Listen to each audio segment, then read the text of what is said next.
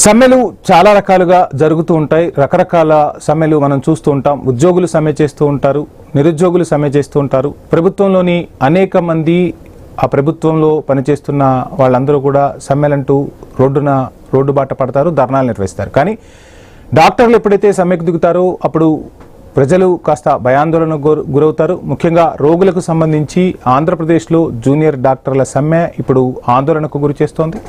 7 రోజులుగా జూనియర్ డాక్టర్లు తమ ఆందోళనను కొనసాగిస్తున్నారు. నిన్న మొన్నటి వరకు అత్యవసర సేవలు కొనసాగించిన జూనియర్ డాక్టర్లు ఇప్పుడు ఎమర్జెన్సీ సేవలు కూడా నిలిపివేశారు. తమ ప్రధానమైన డిమాండ్లు ఏవైతే ఉన్నాయో ఆ డిమాండ్లపై ప్రభుత్వం స్పందించాలి, ప్రభుత్వం నుంచి మాతో మాట్లాడాలి, ఆ సమస్యలకు ఒక పరిష్కారాన్ని సూచించాలని చెప్పి డాక్టర్లు కోరుతున్నారు. ప్రభుత్వం నుంచి ఇప్పటి వరకు ఏ విధమైన హామీ రాలేదని వాళ్ళు ఆవేదన వ్యక్తం చేస్తున్నారు. ఇక ఐసీయూ, క్యాజువాలిటీ, ప్రసూతి వార్డుల వంటి ఎమర్జెన్సీ సేవలకు సైతం జూనియర్ డాక్టర్లు దూరమైన పరిస్థితి కనిపిస్తోంది. ద్రవ్యోల్బం, పెరిగిన పని గంటలు, ఫీజులను దృష్టిలో ఉంచుకొని మాకిచ్చే స్టైఫండ్ ఏదైతే ఉందో ఆ స్టైఫండ్ను 30% పెంచాలని జోడాలు చేస్తున్న ప్రధాన డిమాండ్. ఇక రాష్ట్రంలో 10% ద్రవ్యోల్బణం ఉంటే ప్రభుత్వం కేవలం 3% పెంపును ప్రతిపాదిస్తోంది. ఆ ప్రతిపాదనపై జూనియర్ డాక్టర్లు తీవ్ర అసహనం వ్యక్తం చేస్తున్న పరిస్థితి కనిపిస్తోంది. కొద్ది రోజులుగా వాళ్ళు ఉద్యమాన్ని ఉధృతం చేస్తున్నారు.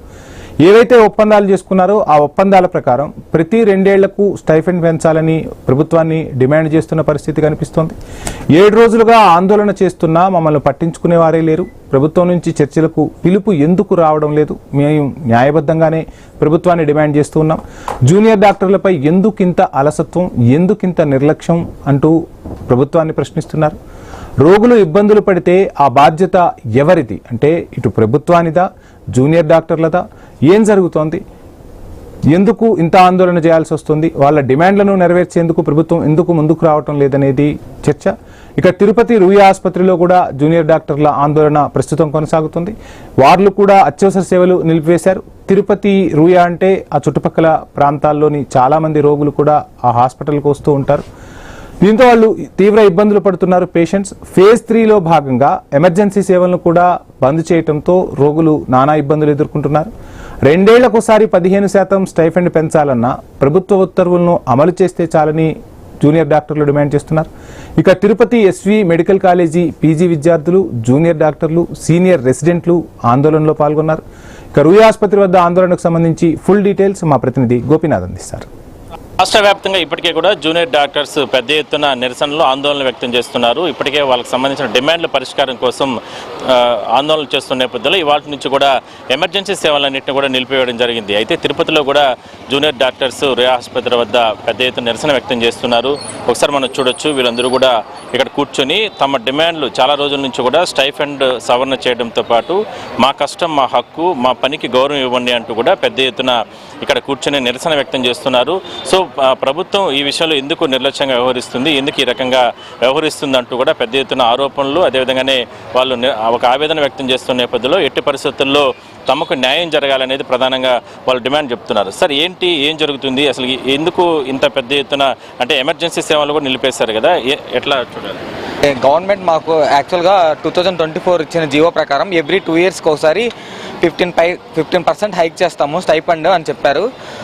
సరే మేము వెయిట్ చేసాము. 2 ఇయర్స్ అయిపోతుంది, 8 మంత్స్ కూడా అయింది. 2 ఇయర్స్ 8 మంత్స్ అవుతుంది. ఇలా అయిపోతుంది అని ఇలా హైక్ చేయాలి స్టైఫండ్ అని గవర్నమెంట్కి పలుమార్లు రిప్రజెంటేషన్స్ కూడా ఇచ్చాము. బట్ గవర్నమెంట్ నుంచి కానీ, హెల్త్ సెక్రటరీ గారి నుంచి కానీ, డిఎంఈ గారి నుంచి కానీ ఎటువంటి రెస్పాన్స్ సరిగా లేదు. 30% హైక్ అడిగాం మేము. ఇప్పుడున్న ప్రజెంట్ ఇన్ఫ్లేషన్ రేట్స్ ప్రకారం మనకు అన్ని రేట్స్ పెరిగాయి లాస్ట్ 2 ఇయర్స్లో, మీరు చూస్తున్నారు.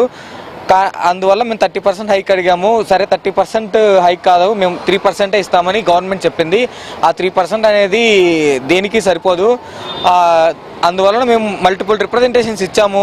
గవర్నమెంట్ సైడ్ నుంచి రెస్పాన్స్ లేదని చెప్పేసి ఈ స్ట్రైక్ని ఈరోజు ఫేజ్ 3కి తీసుకొచ్చాము. లాస్ట్ వీక్ వరకు మేము ఫేజ్ 2లో ఓన్లీ ఎమర్జెన్సీ సర్వీసెస్, ఎమర్జెన్సీ ఓటీలు, ఐసీయూ డ్యూటీస్ మాత్రమే చేశాము. రిమైనింగ్ వార్డ్ డ్యూటీస్, ఓపీ సర్వీసులకి జూనియర్ డాక్టర్లు ఎవరు హాజరవ్వలేదు. ఈ రోజు నుంచి అయితే జూనియర్ డాక్టర్లు కానీ, ఇంటర్న్స్ కానీ, సీనియర్ రెసిడెంట్స్ కానీ కంప్లీట్గా ఈ ఎమర్జెన్సీ సర్వీసెస్ కూడా ఆఫ్ చేశాము. దీనివల్ల కొంచెము పేషెంట్లకు కూడా ఇబ్బంది కలుగుతుంది. ఇది చూసి గవర్నమెంట్ త్వరగా రెస్పాండ్ అయ్యి మా యొక్క డిమాండ్లను వెంటనే పరిష్కరించి మా యొక్క న్యాయమైన హైక్ని ఇవ్వాలని కోరుకుంటున్నాము. అంటే దానికి తోడు ఇంతకు ముందు వచ్చేసి ఓన్లీ క్లినికల్ వర్కే ఉండేది, అంటే పేషెంట్ మాత్రం చూసేది మాత్రమే ఉండేది గవర్నమెంట్ హాస్పిటల్లో. లాస్ట్ 2 years నుంచి ఈ హాస్పిటల్ అనే కాన్సెప్ట్ తీసుకొచ్చారు.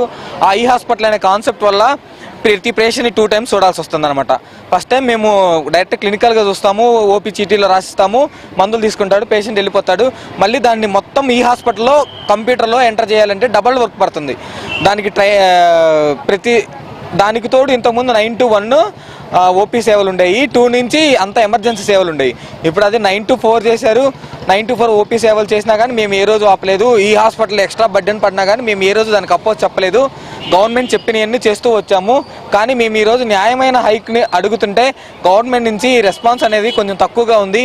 దీన్ని మీరు ప్రజలందరి దృష్టికి తీసుకెళ్ళి సామాన్యులకు కూడా అర్థమయ్యేలాగా చేసి మా జుడాల తరపున సామాన్యులు కూడా నిలబడాలి, మీ మీడియా కూడా నిలబడాలి అని కోరుకుంటున్నామండి. ఓకే, అంటే ఇన్ని రోజులు అంటే పెద్ద ఎత్తున నిరసన ఆందోళన చేస్తున్నారు. ఇవాళ ఎందుకంటే తిరుపతి రుయా ఆసుపత్రి అంటానగానే పేదల హాస్పిటల్, రాయలసీమ జిల్లా నుంచి పెద్ద ఎత్తున ఇక్కడ వస్తూ ఉంటారు. అత్యవసర సేవలు నిలిపివేస్తే ఎట్లా ఇబ్బంది కదా, మరి దానికి సంబంధించి యాజమాన్యం మీ మీద ప్రజలను తీసుకొస్తుందా, లేదంటే మీరు ఏం చేయాలనుకుంటున్నారు దీనికి సంబంధించి? అదే అండి, మీ phase 3 అనేది ఎమర్జెన్సీ ఆపేసాము. దీనివల్ల కొంచెం పేషెంట్కి అయితే ఇబ్బంది ఉంటుంది. కానీ ఇలా చేస్తే కొంచెం ప్రభుత్వం స్పందిస్తుందని చెప్పేసి మేము ఇలా చేస్తున్నాము.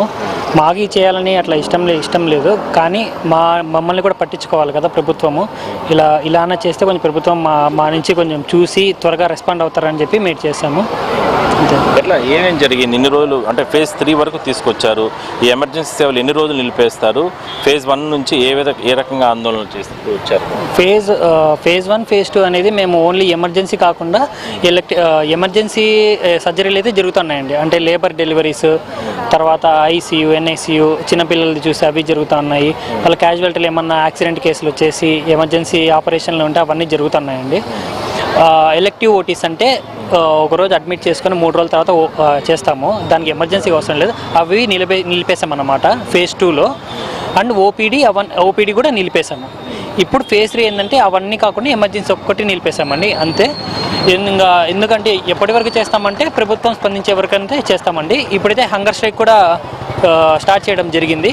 ఈరోజు నిన్నటి నుంచి జరిగింది. ఈరోజు 2వ రోజు హంగర్ స్ట్రైక్ చేయడము.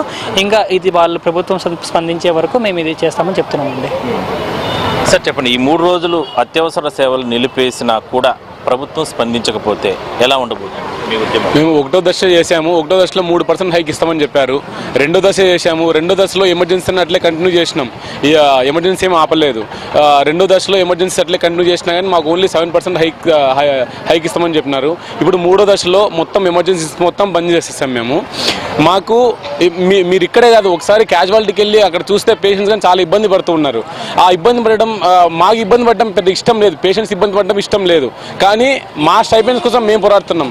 మీరు చూస్తే ప్రతిరోజు నిత్యావసర సరుకులు పెరుగుతూ వచ్చినాయి. పెట్రోల్ అయితేనేమి, రైస్ అయితేనేమి, అన్నీ ప్రతి ఒక్కటి పెరుగుతూ వచ్చినాయి. ఇప్పుడు రెంట్ చూసినట్లే, గ్యాస్ చూసినా అంతే ఉంటుంది. కానీ మా స్టైపెండ్స్ మాత్రం అప్పుడు ఎట్లా ఉంది, ఇప్పుడు అట్లే ఉంది. 2024 ఎట్లున్నాయి, ఇప్పుడు అట్లే ఉంది. ప్లస్ కాన్ఫరెన్సెస్ అని చెప్పి దానికి పెంచారు. కానీ మాకు మాత్రం స్టైపెండ్స్ అట్లే ఉన్నాయి. 2024 ఎట్లున్నాయి, ఇప్పుడు అట్లే ఉన్నాయి. సో గవర్నమెంట్ త్వరితగతిన మా డిమాండ్స్ అన్ని కొంచెం చూసి పరిష్కరించాలని మా యొక్క విన్నపం అండి. ఓకే, మొత్తం ఎన్ని రోజులు? 3 రోజులు జరుగుతుంది. దాని తర్వాత ఎట్లా ఉంటుంది ఉద్యమం? ఇంతవరకు మేము ఒక వారం చేసాము. వారం రోజుల్లో ఓన్లీ 7% హైక్ ఇస్తామని చెప్పారు phase 1, phase 2లో. phase 3 మాత్రం మేము 5 days అని పెట్టుకున్నాము. గవర్నమెంట్ స్పందించకపోతే మాత్రం మేము ఇంటెన్సిఫై చేయడానికి ఎటువంటి వెనకాడమని చెప్పేసి ముందే హెచ్చరిస్తున్నాం. సో మొత్తం మీద ఒకసారి చూస్తే జూనియర్ డాక్టర్స్ వీళ్ళందరూ కూడా ఇక్కడ కూర్చొని వాళ్ళ నిరసన వ్యక్తం చేస్తున్నారు. ఎట్టి పరిస్థితుల్లో కూడా స్టైఫండ్ పెంచాలి, స్టైఫండ్ పెంచకపోతే మేము న్యాయబద్ధంగానే కోరుకుంటున్నాం.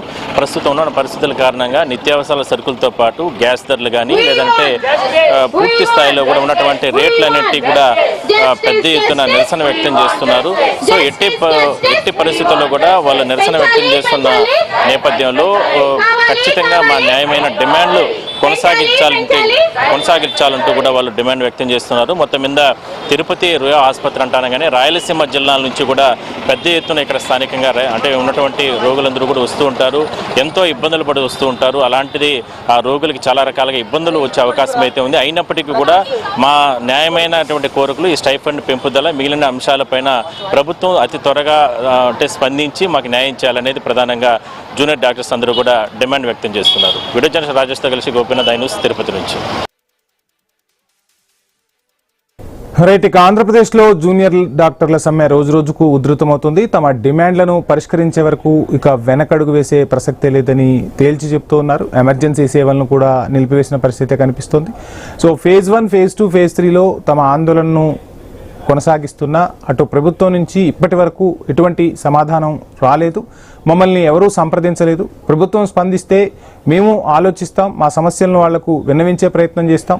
మేము ఇప్పుడు కొత్తగా కోరుతున్న డిమాండ్లు ఏవీ లేవు. ఆ రోజు ప్రభుత్వం కోరుతున్న డిమాండ్లనే మేము ఇప్పుడు చర్చించేందుకు సిద్ధంగా ఉన్నామని చెప్తున్నారు. ఇదే అంశానికి సంబంధించి మనతో మాట్లాడేందుకు డాక్టర్ కార్తిక్ గారు ఉన్నారు. కార్తిక్ గారు, గుడ్ ఈవినింగ్. కార్తిక్ గారు, ఐఎమ్ ఆడిబుల్?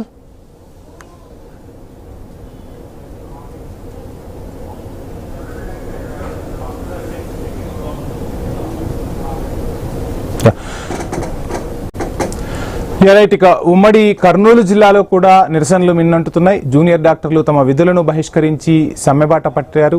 న్యాయపరమైన డిమాండ్లే మావి, ఆ డిమాండ్లను పరిష్కరించాలని కోరుతున్నారు. పనిభారం పెరిగి తీవ్ర ఒత్తిడికి గురవుతున్నామని వాపోతున్న పరిస్థితి కనిపిస్తుంది. ఇక స్టైఫండ్ 30% పెంచుతామని ప్రభుత్వం ఏదైతే హామీ ఇచ్చిందో ఆ హామీ ఇప్పుడు ఏమైందంటూ వాళ్ళు సూటిగా ప్రశ్నిస్తున్నారు. క్లర్క్ పనిచేస్తూ వైద్యం కూడా అందించాల్సిన పరిస్థితి వచ్చిందంటూ ఆవేదన వ్యక్తం చేస్తున్నారు. ప్రభుత్వ వైఖరిని తప్పుపడుతున్నారు. ప్రభుత్వాన్ని బట్టే ప్రభుత్వం తీసుకునే నిర్ణయాన్ని బట్టే తమ నిర్ణయం ఉండబోతుందని చెబుతున్న జూనియర్ డాక్టర్లతో మా ప్రతినిధి బసవరాజ్ ఫేస్ టు ఫేస్. రాష్ట్ర వ్యాప్తంగా జూనియర్ డాక్టర్లు విధులను బహిష్కరించి సమ్మెకు పిలుపునిచ్చారు. ఈ నేపథ్యంలో ఏదైతే ఉమ్మడి కర్నూలు జిల్లా పరిధిలో నంద్యాల కావచ్చు, కర్నూలు కావచ్చు, జూనియర్ డాక్టర్లు అంటే ప్రభుత్వం తమకు ఇచ్చిన హామీలను నెరవేర్చట్లేదు. స్టైఫండ్ అంశం కానీ, అదేవిధంగా రిటైర్మెంట్ ఏజ్ కానీ, ఈ కొన్ని అంశాల్లో ప్రభుత్వము మాట మారుస్తూ ఉంది. కాబట్టి పెరుగుతున్న ధరల నేపథ్యంలో లేదా ఖర్చుల నేపథ్యంలో ప్రభుత్వం అయితే ఖచ్చితంగా హామీలు నెరవేర్చాలని జూనియర్ డాక్టర్లంతా కూడా ప్రస్తుతం ఏదైతే సమ్మెకు దీక్ష కూర్చున్నారు. ఈ నేపథ్యంలో కొందరు డాక్టర్లు మనవద్దున్నారు. అంటే వారి డిమాండ్స్ ఏంటి, ప్రధానంగా ప్రభుత్వం ఏ విధంగా వారిని చీటింగ్ చేస్తూ ఉంది, కనుక్కునే ప్రయత్నం చేద్దాం. చెప్పండి, గత కొద్ది రోజులుగా మీరైతే సమ్మెకు పిలుపునిచ్చారు, ఏంటి మీ డిమాండ్స్ ఏంటి? ప్రభుత్వం మీకు గతంలో ఇచ్చిన హామీలు ఏంటి? ఇప్పుడు ఎందుకు మాట మారుస్తుంది?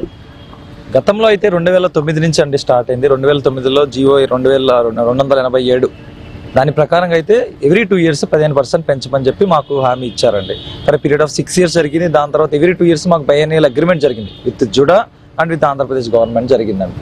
సో అలాగా 2024 వరకు జరుగుతూ వచ్చింది. సో ఈ 2024 తర్వాత మాకు వర్క్ లోడ్ కూడా పెరగడం స్టార్ట్ అయింది. సో ఓపీ పెరగడం, ఓపీ టైమింగ్స్ పెరగడం కానీ, ఈ కొత్తగా ఒకటి వచ్చింది ఐపీ ఓపీస్ అని చెప్పి ఈ హాస్పిటల్ అని ఒకటి వచ్చిందండి. దాని ప్రకారం దాంట్లో ఏంటో మేము దాంట్లో ఎంటర్ చేయాలి, దాంట్లో వైటల్స్ ఎంటర్, దాంట్లో బీపీ ఎంత ఉంది, షుగర్ ఎంత ఉంది, అవన్నీ ఎంటర్ చేసి ట్రీట్మెంట్ ఎంటర్ చేసి డిశ్చార్జ్ ఇవన్నీ ఎంటర్ చేయాల్సి వస్తుంది. దాంతోపాటు పేపర్ వర్క్ కూడా ఉందండి. సో మేము క్లర్క్ పని చేస్తున్నాం, అటు ఒక డాక్టర్ పని చేస్తున్నామండి. చాలా మంది ఇక్కడుండే జనాలు కానీ చాలా మంది వరకు ఒక 6 నెలల నుంచి 8 నెలల వరకు ఇళ్ళకి వెళ్ళలేదు, సరిగ్గా తినాలి, ఒక పూట కూడా సరిగ్గా తినేటట్టు ఉండదండి. సో ఇవన్నీ పెరుగుతున్నా కూడా అందరూ మనసులో పెట్టుకుని మన వృత్తి ఇదే అని చెప్పి మేము ముందుకు సాగేమండి. గతం ఒక 8 నెలల నుంచి చూస్తున్నా మాకు స్టైపెండ్ అయితే 15% ఇంక్రిమెంట్ జరగట్లేదు. సరే అని చెప్పి మేము ఆల్రెడీ 4-5 సార్లు మీట్ అవ్వడం జరిగింది. ఓన్లీ త్రో వర్డ్స్ వాళ్ళు పెంచుతాం అన్నారు. కాబట్టి సరే దాని వరకు మేము 8 నెలలు వెయిట్ చేస్తాం. As a doctors, as a professional డాక్టర్స్గా వీఆర్ వెయిటెడ్. మళ్ళీ దాని మధ్యలో సమ్మెకి వెళ్ళాము, మళ్ళీ మాట్లాడాము. దాంట్లో కూడా ఒక 1 week టైం అడిగి ఇచ్చామండి. అయినా కూడా ఎటువంటి రెస్పాన్స్ లేదు. మధ్యలో పిలవడం జరిగింది. దానిలో మేము అడిగింది 30%, 15% ఎందుకు 2009 నుంచి 15% ఉంది. Because of inflation work load వల్ల 30% ఇవ్వడం జరిగింది. కానీ మాకైతే ఎటువంటి 3% ఇవ్వడం అనేది జరుగుతుంది. 3% ఎక్కడ సరిపోతుంది? ఇన్ఫ్లేషన్ చూసుకుంటే ఇంకా ఒకటి మీరు అడుగుతున్నదేమో 30% డిమాండ్ చేస్తా ఉన్నారు, మరి ప్రభుత్వం 3% అంటే ఏ లెక్కన? అదే అండి. సో అందుకనే సార్ మేము గవర్నమెంట్, మేము అందరూ ఎడ్యుకేటెడ్ కాబట్టి సో వచ్చిన దాన్ని జియో ఇవ్వమని చెప్పని అడుగుతున్నాం. ఓన్లీ 15% అని ఇవ్వండి. కానీ ఇంకా ప్రతి 2 years మేము రోడ్ల మీదకి రాకుండా ఎవ్రీ యూనివర్సల్గా ఇచ్చేయండి. యూనివర్సల్గా ఎవ్రీ 2 years అన్నట్టు పెంచుకుంటూ వెళ్ళండి, దాన్ని బట్టి మేము ఓకే అంటాం. దానికి కూడా మేము ఓకే అన్నాం, 30% 15% పోయి మేము ఓకే అన్నాం. కానీ దానికి కూడా ఒప్పుకోవట్లేదు. అందుకని మాకు ఇచ్చిన జీవో మా హక్కుని దాన్ని కూడా నెరవేర్చలేకపోతున్నారని మాకు అందరికీ 7 రోజుల నుంచి గత స్టేట్ వైడ్గా వాళ్ళు రిలే నిరాహార దీక్ష స్టార్ట్ చేస్తామని 9 నుంచి 4 వరకు. అసలు ఏం జరుగుతుందో కూడా ఎవరికి తెలియదండి. ఇప్పుడు 9 నుంచి 9 వరకు మేము హంగర్ స్ట్రైక్ స్టార్ట్ చేస్తామండి. చాలా మంది ఇంకా బాధపడుతున్నారు, కానీ ఇది ఇంకా గవర్నమెంట్ దాకా వెళ్ళలేదని నా అభిప్రాయం. ఎందుకంటే ఇది ఓన్లీ బ్యూరోక్రాట్స్ దగ్గర ఉండిపోయింది. అది ఇంకా సీఎం దగ్గరికి కానీ, పవన్ కళ్యాణ్ గారి దగ్గర కానీ, నారా లోకేష్ దగ్గర కానీ ఇవన్నీ తీసుకొని వెళ్ళి వాళ్ళు చేసి వాళ్ళు అర్థం చేసుకుంటారని మా అభిప్రాయం అండి. వైద్య విభాగము చాలా అత్యవసరమైన ఒక వింగ్ ఇది. మరి ఇలాంటప్పుడు డాక్టర్లు ఇలా బయటకు వచ్చి ఏదైతే దీక్ష కూర్చోవడమో లేదా విధులు బహిష్కరించడం కారణంగా పేషెంట్లు కావచ్చు లేదా అత్యవసర సేవలు అవన్నీ డిస్టర్బ్ అవుతాయి. మరి దానివల్ల ప్రజలు కూడా బాధపడుతున్నారు. మరి ఈ మూమెంట్లో ప్రభుత్వము ఎందుకు ఇంత ఉదాసీనంగా వ్యవహరిస్తుంది? నిజమే అండి, మాకు కూడా ఈ ఎమర్జెన్సీ డ్యూటీస్ వదిలేసి ఇక్కడికి వచ్చి చేయాలని అయితే నిజంగా మనసు చంపుకొని చేస్తున్నాము. సో ఇదైతే ఏమి ఇష్టంగా ఏం చేయట్లేదు. We are force to do this ఇదంతా. ఎందుకంటే జనవరిలో ఇవ్వాల్సింది ఇచ్చేసింటే ఇదంతా మేము వచ్చి రోడ్లపైకి ఎక్కాల్సిన అవసరం అయితే ఉండేది కాదు. సో జనవరి నుంచి మార్చిలో అడిగాం, జూన్లో అడిగాం, జూలైలో అడిగాం, సో ఆగస్టులో ఒక టైం ఇచ్చాము. సో వాళ్ళు ఇంకా ఏం రెస్పాండ్ కాలేదు కాబట్టి ఈరోజు తప్పక ఇంకా మనసు చంపుకొని ఇక్కడికి వచ్చి ఈ బాయ్కాట్ చేసి స్ట్రైక్ అయితే చేయాల్సి వస్తుంది. సో కాబట్టి నిజం చెప్పాలంటే మేము ఇప్పుడు స్ట్రైక్ చేస్తున్నప్పుడు చాలామంది పేషెంట్స్ ఇబ్బంది పడుతూ ఉన్నారు. సో గవర్నమెంట్ పేషెంట్స్ని కూడా దృష్టిలో పెట్టుకొని వాళ్ళ గురించి ఆలోచించి వెంటనే ఏదో ఒక డెసిషన్ తీసుకొని దీన్ని ఈ చర్చలకు పిలిచి ఒక మంచి ఫైనల్ కంక్లూజన్ ఇస్తే బాగుంటుందని కోరుకుంటాం. పలు దఫాలుగా పలుసార్లు ప్రభుత్వం దృష్టికి తీసుకెళ్ళినా కూడా మీ సమస్యలు ఇవి, మీ బాధలు ఇవని చెప్పినా కూడా లేదా 2-3 సార్లు హెచ్చరికలు చేసినా కూడా ఇప్పటికీ స్పందించాలి. అంటే గవర్నమెంట్ మొద్దు నిద్రపోతుందా లేకపోతే చూడాలంటే లెక్కలేని పరిస్థితి? వాళ్ళు ఎలా రెస్పాండ్ అవుతున్నారో మా రెస్పాన్స్ కూడా వాళ్ళకి రెస్పాన్స్ లాగే ఉంటుందండి. మేము ఇప్పుడు మేము స్ట్రైక్లో ఏ ఫేజ్ చేస్తున్నా సరే అది మా అంతటి మేముగా చేస్తున్నది కాదండి. మమ్మల్ని గవర్నమెంట్ ఎలా నడిపిస్తుందో మేము అలాగే నడుచుకుంటున్నాం. వాళ్ళు మాకు ఎలా సమాధానం చెప్తున్నారో ఆ సమాధానానికి తగ్గట్టే మేము సమాధానం తిరిగిస్తున్నాం. మేము ఇప్పటిదాకా ఫస్ట్ నుండి మేము స్టార్ట్ చేసినప్పటి నుండి మేము ముందుగానే ఎమర్జెన్సీస్ ఏ రోజు ఆపలేదండి. ఫస్ట్ మేము 3 నెలల ముందు స్టార్ట్ చేసామండి. 3 నెలల ముందు నోటీస్ ఇచ్చాం, 2 నెలల ముందు నోటీస్ ఇచ్చాం, నెల ముందు నోటీస్ ఇచ్చాం. తర్వాత దిగామండి మేము స్ట్రైక్లోకి దిగిన తర్వాత కూడా ఫస్ట్ మేము టెంట్ వేసి కూర్చున్నాం. తర్వాత రోజు హాస్పిటల్లో తిరిగాం, తర్వాత రోజు రోడ్డు మీద తిరిగాం. ఒక డిగ్నిఫైడ్ డాక్టర్గా రోడ్డు మీద తిరగాలనేది మా చర్య కాదండి, మా ఉద్దేశం కాదు. కానీ వాళ్ళు పలకట్లేదు కాబట్టే మేము అంచెలంచెలుగా వాళ్ళు చెప్పే సమాధానానికి మేము ప్రతి సమాధానం చెప్తున్నామండి. అంతే. వాళ్ళ రెస్పాన్స్ ఎలా ఉందో మా రెస్పాన్స్ అలాగే ఉంటుంది.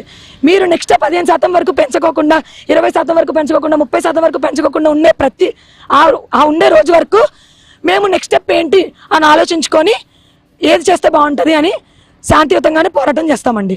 ఈరోజు మేము ఎమర్జెన్సీలో ఆపాము, రేపు ఏం చేయాలి అని మా అబ్జుడా లీడర్స్ అందరు ప్యానల్ మెంబర్స్ అందరూ మాట్లాడుకొని ఏం చేయాలో అది చేస్తాం.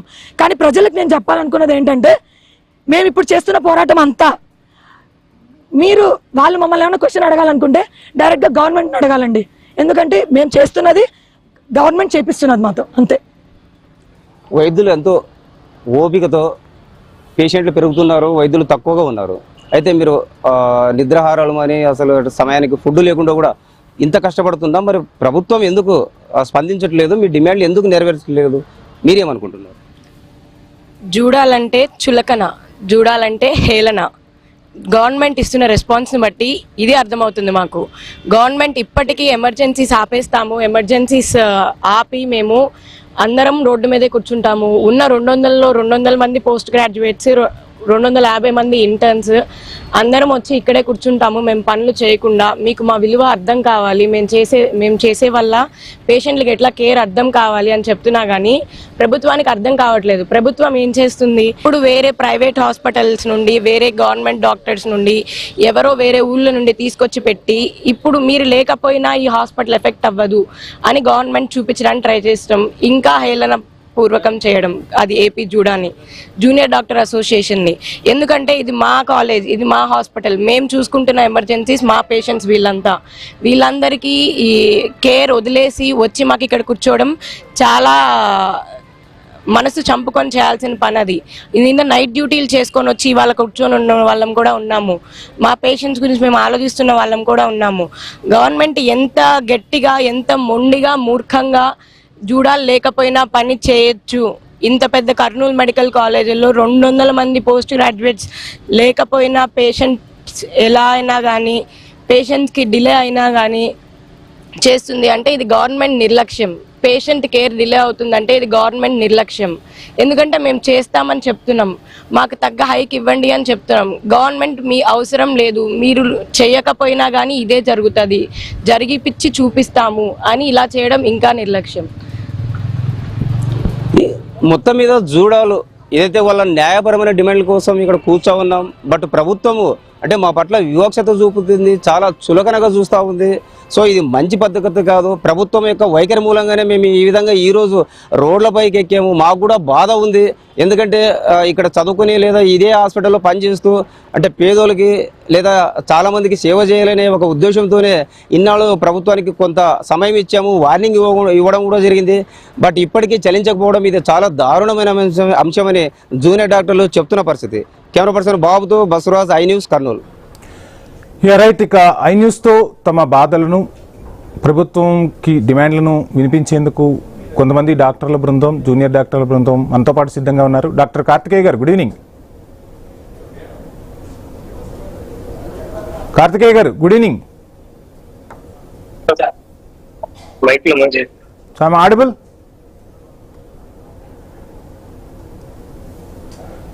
ఆంధ్రప్రదేశ్లో జూనియర్ల డాక్టర్ల సమ్మె అయితే రోజు రోజుకు ఉధృతమైతే అవుతోంది. ప్రభుత్వానికి సంబంధించి 7 రోజులుగా మేము ఆందోళన చేస్తున్నా ప్రభుత్వం నుంచి స్పందన రాలేదు. చివరికి ఎమర్జెన్సీ సేవలు కూడా నిలిపివేశాం. అయినప్పటికీ ప్రభుత్వం ఇప్పటి వరకు స్పందించలేదు. మావి ఏవైతే ప్రధానమైన డిమాండ్లు ఉన్నాయో ఆ డిమాండ్లను ప్రభుత్వం వెంటనే పరిష్కరించాలి అని కూడా వారు గట్టిగా డిమాండ్ చేస్తూ ఉన్నారు. ప్రభుత్వం నుంచి ఇప్పటి వరకు హామీ రాలేదు, ఇక హామీ వస్తుందని ఎదురు చూస్తూ ఉన్నాం. రోగులకు సేవ చేయటాన్ని మేము చాలా ఇష్టంగా చేస్తాం, మా వృత్తిని మేము ఒక దైవంగా భావిస్తాం. సో అటువంటి వృత్తికి దూరంగా ఉండటం, రోగులను ఇబ్బంది పెట్టడం అనేది మా భావన కాదు. బాధ్యతగా మేము మా విధులు నిర్వర్తిద్దామని చెప్పిన పరిస్థితులు అందుకు అనుగుణంగా లేకపోవటం వల్లే మేము ఈ విధంగా ఉద్యమించాల్సి వస్తుంది. ఐసీయూ, క్యాజువాలిటీ, ప్రసూతి వార్డులు వంటి ఎమర్జెన్సీ సేవలకు కూడా జూనియర్ డాక్టర్లు అయితే ప్రస్తుతానికి దూరమయ్యారు. ద్రవ్యోల్బణం, పెరిగిన పని గంటలు, ఫీజులను దృష్టిలో ఉంచుకొని స్టైఫండ్ను 30% పెంచాలనేది జూడాల ప్రధాన డిమాండ్. డాక్టర్ కార్తికేయ గారు, నమస్కారం. నమస్కారం అండి, చెప్పండి. సో ఏంటి అసలు ఈ స్ట్రైక్ కి సంబంధించి మీ డిమాండ్లు ఏంటి? ప్రభుత్వం నుంచి ఏమైనా స్పందన వస్తుందా? నమస్కారం అండి. మేము ఏపీ జూడా తరఫున మేము ఇప్పుడు చేసే స్ట్రైక్ మావి ముఖ్యమైనవి 3 డిమాండ్స్ అండి. ఫస్ట్ ఏంటి అంటే మేము మా interns, post graduates, super speciality PGs అందరికి స్టైఫండ్ అనేది హైక్ ఇవ్వాలి అని చెప్పి.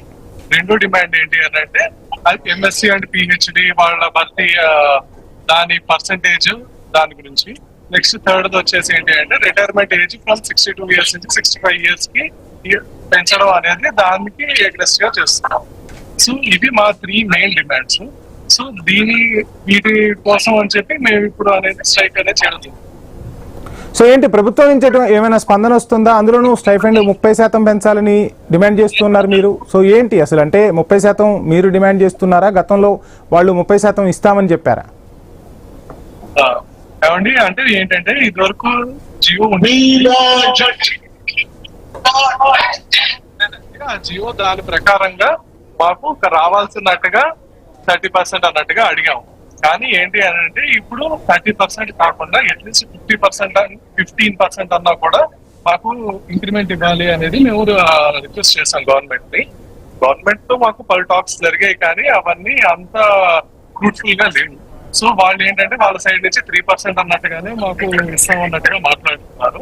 సో లేదు, మాకు 15% కావాలి అన్నట్టుగా మేము వాళ్ళని కోరడం జరుగుతుంది. సో మీరు డిమాండ్ చేస్తూ ఉన్నారు, ప్రభుత్వం స్పందించట్లేదు. కానీ చాలా మంది రోగులు ఇబ్బందులు ఎదుర్కొంటూ ఉన్నారు. అందులోనూ ఎమర్జెన్సీ సేవలకు కూడా మీరు బ్రేక్ ఇవ్వడంతో వాళ్ళు చాలా అవస్థలు పడాల్సి ఉంటుంది. సో ఆ కోణంలో ఏమైనా దృష్టి సారించే అవకాశం ఉందా? అవునండి, యాజ్ ఏ డాక్టర్స్ ప్రైమరీగా పేషెంట్ కేర్ ని ఇబ్బంది పట్టుకుంటున్నాం అనేది మా ప్రైమరీ ఉంటుందండి. కానీ ఏమైంది అంటే యాజ్ ఇన్ డెమోక్రటిక్ కంట్రీ ఉన్నప్పుడు మా ప్రాబ్లమ్స్ మేము ఫేస్ చేస్తున్న కష్టాలని తెలుసుకోవడానికి స్ట్రైక్ అనేది బేసిక్. సో ఇప్పుడు ఏంటంటే మేము కూడా ఇది ఫస్ట్ స్టెప్ లో చేయలేదు, మేము డిఫరెంట్ ఫేజెస్ లో మేము చేస్తాం.